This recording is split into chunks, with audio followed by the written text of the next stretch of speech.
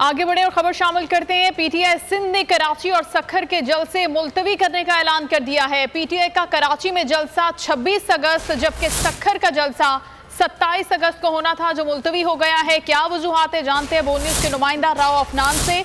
अफनान, क्या रीजन बताई गई है पीटीआई क़यादत की जानिब से?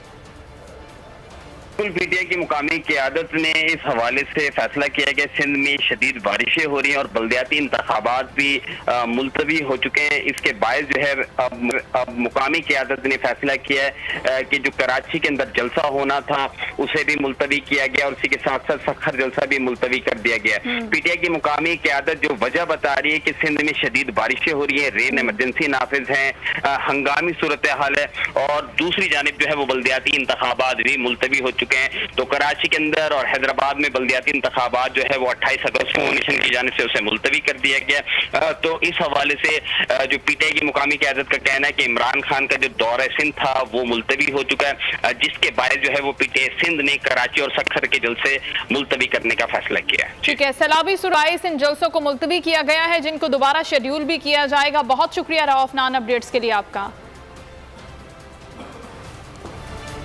मैं हूं जैस्मीन मंजूर और आप मुझे देखेंगे सिर्फ बोल पर।